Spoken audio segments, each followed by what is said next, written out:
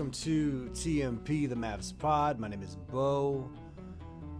You can find me on Twitter or X at Mavs Highlights, doing only and just the Mavsiest of Mavsy things. Behind me is a little bit of a rundown of what we'll be doing tonight because, oh my goodness, was tonight not deserving of the overused word epic, as the Mavs went into Sacramento, California, and absolutely curb-checked those pesky Kings. Well, they weren't so pesky tonight, right? We're going to talk about it. So over my shoulder here, we're about to jump into the 30K, which is the high-level view. We're looking down on this game from the high level, that 30,000 foot view of the scope of the game. Then we're going to jump into the box. We'll look at some of the specific game stats and how in particular players performed. Man, that's going to be a lot of fun tonight. Then we're going to go to the sound off where you get to chirp in over there on Twitter. We may look at the scores around the association tonight and see how that impacts the Mavs, because some very interesting things did happen. So let's go ahead and jump into the 30K.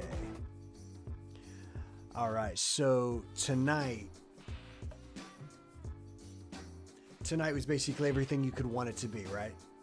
Tonight was everything you could have wanted it to be. The rumors before the game are Luka's got some Achilles soreness. I don't know nothing about no Achilles tendon, except you don't want to get shot there by an arrow.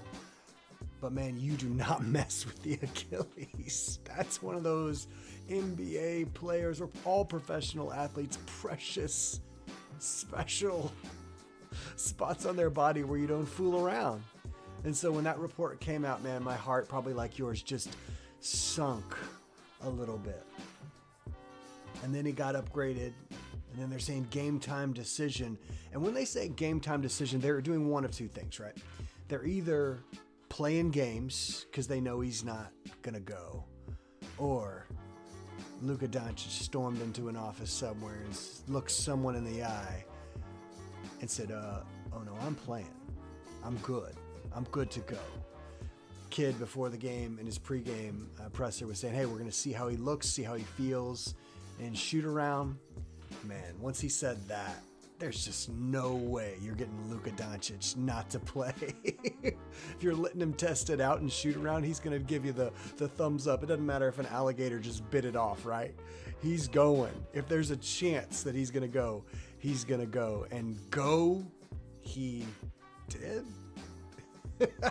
And he did, man. Like, he absolutely came to play. I released a video, 6 hours ago about, man, Luka's recent shooting slump. But I said, hey, now you should go watch that video. It's only like 11 minutes. It gives a lot of really good data on the Mavs' recent 9-game stretch where they've won 8 of 9 games, now 9 of 10 games, where it examined, hey, listen, the team has not been shooting well from 3 at all. Luka has been shooting horrifically, like under 40% overall. But we know that they've still been winning. And so we examined the defensive rating, and it was good for second in the league if it had been the stretch of the whole league. And the offensive rating, I believe, would have been good for third best in the whole league if it had been stretched out over the whole season. So they have been playing incredible basketball while shooting the 3 pretty badly, especially with Luka shooting it pretty badly. And what I told everyone was this: these stats are so encouraging because they're going to break out of the 3-point slump, and they did that tonight against the Kings, right? But also, we know that Luka likes to bust out of slumps. We know that he likes to step up in big games. He ain't scared in the big game. The lights are brightest, he steps up the tallest, right?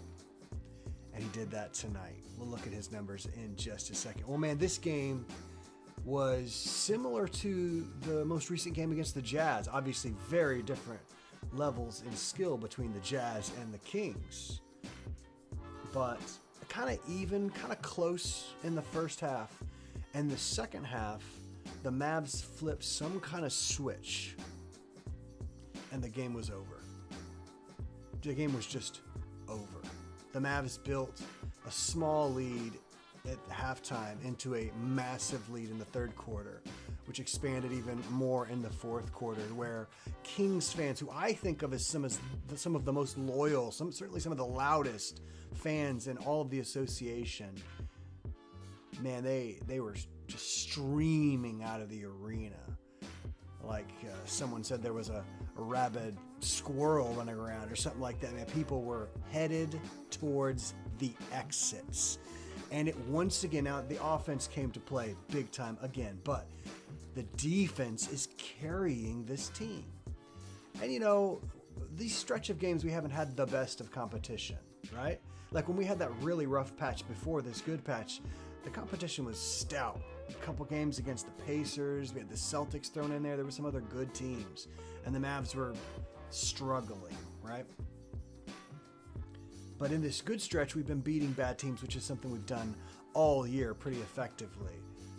And then we mixed in that Denver win, and you're like, oh, okay. Winning against Denver, that catches your attention right there. And then tonight, stepping onto the Kings home court, both teams at the disadvantage of playing on the second night of a back-to-back.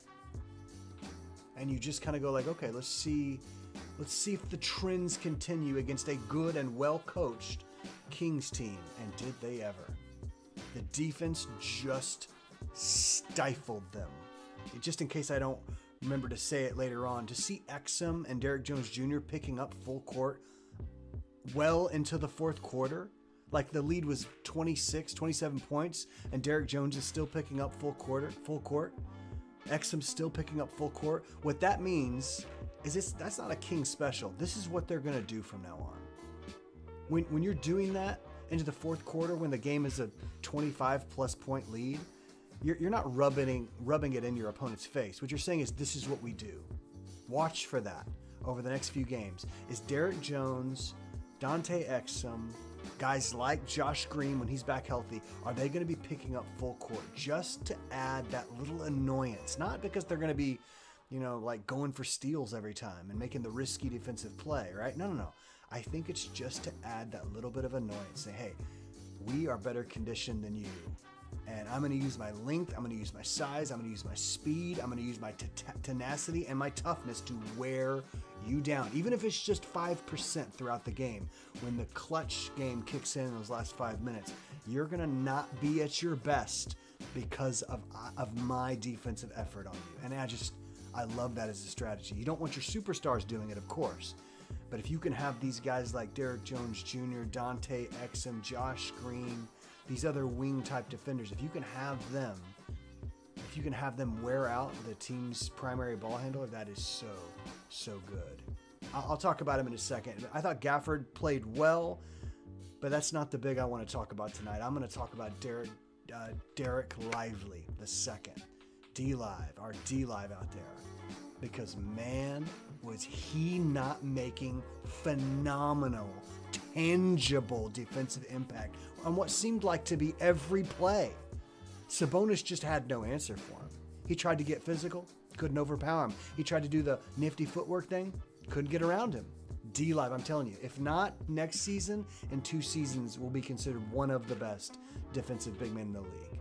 Like, he is a stud. The potential is oozing out of him. I know we've all seen the Tyson Chandler comparisons, and I think he's got the same kind of IQ that Tyson has. He obviously has the build that Tyson had. I see even more potential, though. This guy is a smart, super high basketball IQ defender with all the length in the world, with quick enough feet, especially when you combine that with his significant length, right, and height. So D-Live just making impact all throughout the game. I don't think his numbers are extra sexy tonight or anything like that, but he made incredible impact. And you know who decided to show up tonight? When someone deserves their flowers, you give them their flowers, right? Pay that man his money. Timothy Dwayne Hardaway Jr. showed up tonight. He did that thing he does where, like, hey, I've been bad for a while, but guess what? I'll be good tonight. And he was good tonight. I think he gave us like 22 or 24. We'll see in just a second at the box. But man, this game, once the third quarter started, was never close again. It was never close again. The Mavs were constantly pushing it out past 20 points, past 25 points, putting on constant defensive pressure, not giving up a ton of cheap and easy baskets that the Kings did get in the first half. There was a stretch in the first half where Fox was getting to his left hand for that lethal floater he's got, but not in the second half, or almost none in the second half, right? So that's the overview. This game was huge. You can't, if you're the Kings, you can't have come out of this game with anything but discouragement.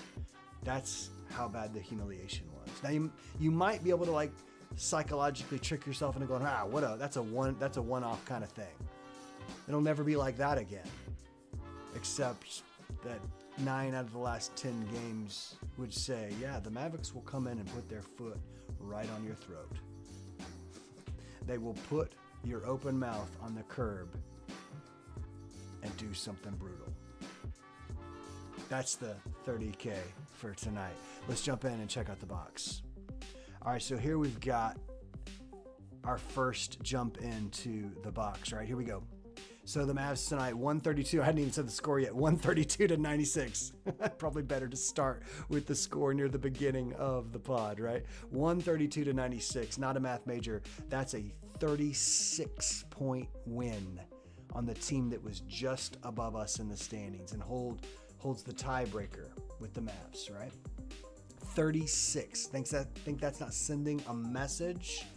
Look, it was pretty close in the first quarter, 31 to 28. We extended it just a little bit more by halftime, 27 to 25. But notice what happens in the second half. 38. Put your foot on the pedal, baby. But also put on those big boy pants and play some serious man-sized defense. Look at that. Not only 38 points on the offensive end, but we held them to 23 points. Now, I'm not going to say that's entirely the Mavs just playing A++ defense. Now, they did come to play. It's also the Kings not meeting their expectations, not living up to their standards, right? They were missing some looks, some decent looks, but by and large, this was the Mavs playing extremely good defense. The defense we've been seeing them play. I think this is the second or third team they've held under 100 points in just these last 10 games. And then in the fourth quarter, we just poured it on even more. 36 points to their 20. You know, those last few minutes of garbage time don't really pay off. So here we've got, let me move this over. Not me. That's supposed to be over here. There we go. All right, so here we've got just some of the stats where we shoot 55% from the field to their 39. We shoot 56% from 3 to their 36. They weren't bad. 36 is probably about their average. My guess is maybe a little better than that, but that's about league average. But look at the Mavs. After all that bad three-point shooting, they saved it for this game. 56.4% on 39 attempts. Now, don't look at the free throw percentage. Just don't look at that. This team, outside of Luka and Kyrie, is not a great free throw shooting team. And they only got 13 attempts. It blows your mind, right? And a team with Kyrie and Luka, they're not going to get so many free throw attempts, but Kyrie doesn't get a good whistle. I think he's so electric, he's so slippery, he's so sneaky with the ball that the refs are just assuming he's not getting hit. Like he's like Mighty Mouse out there, just speeding through all the defenders. He gets hit plenty without getting a whistle. And Luka, boy, in that first half, they were letting Sabonis just ride you like a horse, man, and not take any whistles. It was really, really annoying.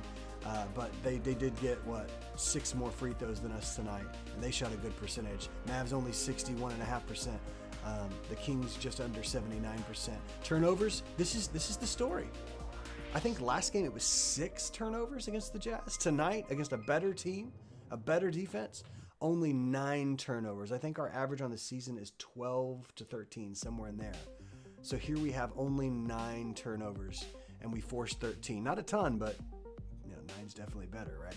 Rebounds, we out-rebounded this team by 8 assists. We way out assisted them by 6, and we're about even on blocks 4 to 5. All right, so let's talk about some of the players and get some of those juicy specifics. Here's Luka Doncic, who was questionable. Here's Luka, game time decision Doncic. You know, what's he going to do? Limping around on that sore Achilles? He is going to ball out. He's going to show up and remind everyone who the MVP of the league is. He comes out 28, 11, and 6 in only 31 minutes, 10 of 18 from the field. Oh yeah, remember he'd been so terrible from 3 over this long stretch of games here? 4 for 8 from 3. Some of those were slick. Some of those were those slick spin the defender around, step back in your grill 3-pointers. 80% from 3. 4 turnovers to 6 assists. He's not going to be super happy with that. 4 fouls. Some of them were cheap. Some of them were definitely earned. And then he grabbed those 10 rebounds to 1 offensive rebound. Great true shooting from the superstar tonight. Luka just absolutely giving them whatever he wanted to give them. There was in that first half, there was a few moments where I kind of was like, oh, I wonder if his leg is bothering him. He's not getting around guys with the same effectiveness he normally does. But I really just think it was the refs allowing the Kings, in particular Sabonis, to play extremely physical. And yet, it didn't seem like the favor was returned on the other end, at least in regards to Sabonis. He got a lot of kind of ticky-tack kind of fouls. The refs were letting him play, though, tonight, which is honestly just more my brand of basketball. So here we go. Here's Kyrie, 24 points, 3 rebounds, 8 assists. Only 1 a turnover, 8 to 1 turnover ratio. Thank you very much, Kyrie. 10 for 19 from the field, 4 of 9 from 3. So very similar shooting stats to Luka there. Man, just absolutely went insane in the third quarter. Like, it was a Kyrie burst that was really that initial separating moment in the third quarter where the Mavs were playing great D and Kyrie was just the offense for a little while. I mean, there was moments after a shot, after a timeout, where Kyrie was like pumping his fist and yelling, and not even like at anyone, just at himself. Just like, let's do this, let's go. And when you get that Kyrie in conjunction with this Luka, in conjunction with this defense, if you can get some contributions from the support players, right, this team can absolutely beat anyone. It's not like a any given Sunday thing either. It's like this team can beat anyone in a series playing like this. So let's talk about the Kings superstar. I mean, he's not even an all-star, which was an incredible snub. Domantas Sabonis absolutely deserves to be an all-star, but tonight, not so much. Got that double-double streak going. What is it, like 56, 57 games, something like that at this point? Almost had himself a triple-double, 12 points, 11 rebounds, 9 assists. I see that red number down there, negative 27 from the field. That just means he was out there and his team was getting their butts kicked, because he wasn't the reason that was happening. But look at that field goal shooting right there, right? 44% true shooting, only 3 of 10 from the field. He missed his only 3. So 40% from the field tonight what is this? Yeah, 30% from the field, 3 of 10. Let's do the math right there, right? 3 of 10. He's an effective player. You are not going to win very many playoff basketball series if he's your best player. That doesn't feel like an insult. I don't mean it's an insult, because I think he's a really, really good player and a deserving all-star. But if he's your best player, you're too far below what other teams are going to be bringing. And tonight, he just got answered. Not so much by Gafford. I feel like Gafford, he was picking up pretty good fouls on. But D-Live got out there and I thought just shut him down. But they have 2 stars. It's not just Sabonis. They also have De'Aaron Fox. 18 points, 5 rebounds, 3 assists, 6 of 18 from the field. Kind of says all you need to know, right? Only 3 assists to 3 turnovers. Only 2 steals from the Fox there. Nah, negative 27, just like his big brother DeMonte. Yeah, no. Fox wasn't it tonight. Could not handle the Mavs' interior presence. Now, here's what Fox can do, because everyone loves to say this, and they're right. Fox is probably, if not one of the 2 or 3 fastest guys with the ball in the whole game. Like, he's impossible to keep in front of you, right? So he would get the Mavs defender on his hip, right? He does it with speed, where Luka does it with ball handling and just strength, right? But he would get past the defender would be on his side, and the defender whether it was, Exum or Hardaway or something like that, would just be kind of guiding him into Derek Lively or Gafford.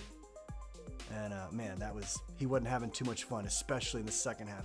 I wonder how many of those makes were in the second half. It's not very many, I guarantee you that. So De'Aaron Fox not up to his normal standards tonight. But you know who had a great, and I mean great game?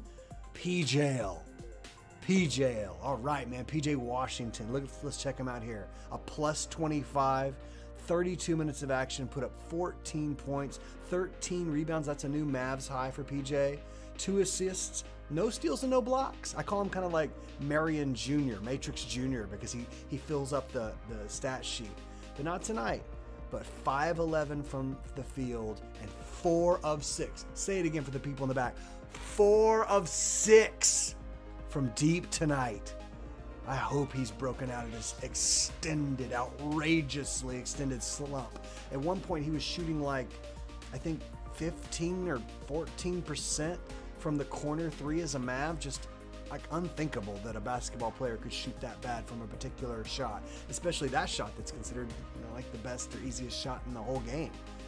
But hopefully he's breaking out of that. He was awesome tonight. And for all he did on the offensive end, no, man. It's that defensive end. It's him being competent and excellent and big and long and fleet of foot. Man, he's just so effective defensively. I hope he keeps this up and the offensive game continues to join him, because PJ was just a stud tonight. D-Live's my guy. Those stats aren't anything fancy. Look at that. 4 points. 7 rebounds. 2 blocks. Only a plus 10 in a game you won by, 107?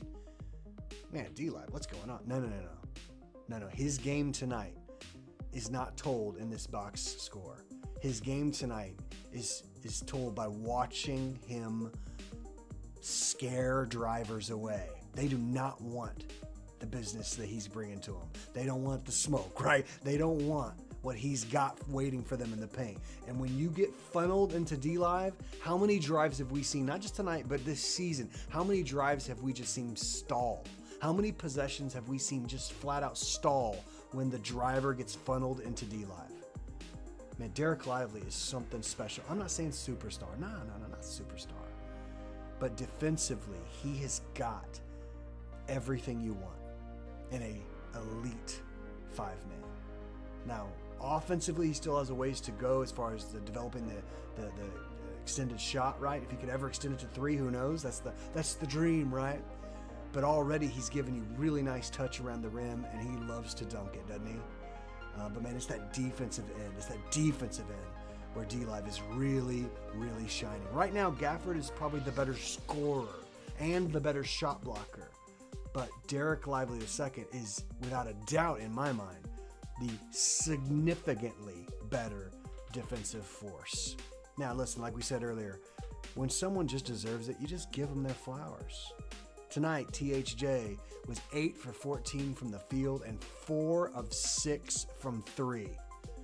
26 minutes played, 22 points, 3 rebounds, 4 assists. 4 assists, man. THJ passing that rock, making a play for a teammate. It's something he's been doing a little bit more as his shot had betrayed him. Now let's see if his shot comes back a little bit if he loses the assists, because this assist part of his game is something pretty nice. A steal, and he got credited with a block. I don't remember the block, but man, we'll take it, right? So give that man his flowers, right? Because he definitely deserved it tonight. All right, let's check out the Twitters. What were people saying tonight? Here we go. I asked people, what were you thinking tonight? What were you thinking? Let's see what we got here. All right. So Caesar says, looking head and shoulders better than a team we shared an identical record with is very encouraging. Heck yeah, Caesar. Absolutely. El Capitan, I are not think, only feel. I think he's saying he feels good. Sam Crow says probably that Josh Green is a bum. Hopefully he's out for the rest of the season. Oh, Sam, no, Sam Crow. Let's not wish ill upon anyone, especially our own team's players, right? Like, I know what you mean. The defense spiked when Josh went out, even despite his reputation among the kind of the casuals. The casual reputation that Josh Green's a really good defender. We know better. He can't get around a screen, makes really dumb, boneheaded mistakes. I think he's a good point of attack defender if he doesn't get screened. And he's good at picking up a steal now and again. But man, the defense has been thriving with Derrick Jones Jr. in that slot. He's just longer. He's just rangier. He's tougher. He's stronger. He's better. The only thing he's probably not as good a three-point shooter as Josh is. And he's probably not as good with the steals, right? Josh is pretty good at the steals. And Josh is probably a better passer. I don't think Derrick Jones Jr. is a bad third or fourth level passer, right? But Josh is pretty nice on the break with the passes or in the paint with the passes. He can make a really nice pass for you. Greg's Court says, Luka and Kyrie destroyed them. That's right, Greg.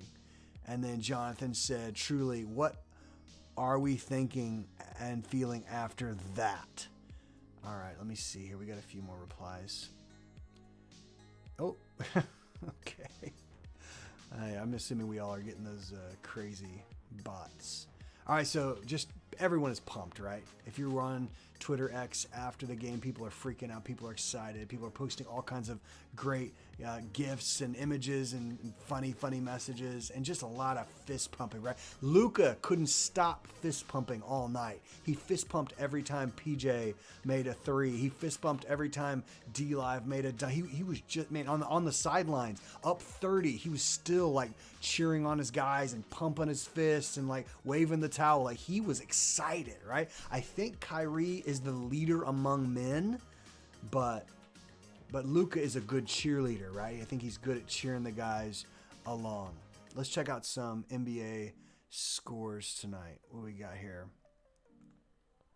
Let me see here. What do we got? All right. So tonight, in a double OT game, the Lakers did pull it out against the Bucks. That doesn't really affect us. I mean, the Lakers are behind us. The Warriors put a hurting on the Heat there. Wow, my gosh. Thank you, Thunder, for knocking the Pels down a game. That's great. And then we've got the Mavs beating the Kings. So that's pretty good. We like that, right? All right, so the Pels losing, the Mavs winning. That is the Kings losing and the Pels losing. Those are the two teams directly in front of us. That is great tonight. All right. Man, just kind of let's finish it off with some kind of just some closing thoughts here.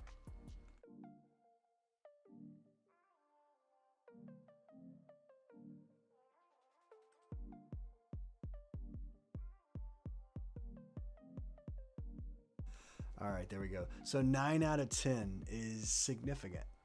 It's too much to kind of just blow it off and go, they're just hot. Teams get hot. No. This is too good to just ignore. They have discovered or are in the process of excavating or mining a new identity. They're not the team that can only beat you by 3. As a matter of fact, for the past 8 wins, they were the team that was beating you in spite of the 3 because they were shooting so poorly. Now tonight, they reminded the league, when we're hot from 3, when Luka and Kyrie get some help from the support players, you don't have a chance unless you are equally hot. And here's the thing, guys. Most teams, even really good ones, can't get as hot as the Mavs can get because most players cannot consistently be as great and as hot as Kyrie and Luka Doncic. So 9 wins out of the last 10 games. Some really nice wins in there too. Is Luka broken out of his most recent slump? Are the Mavs going to figure out how to keep PJ hitting threes? Let's stay on track. I know you will. You know I will. And let's see some more wins stacked up there. Let's get the Kings again in a couple nights. Y'all have a good one. Go Mavs.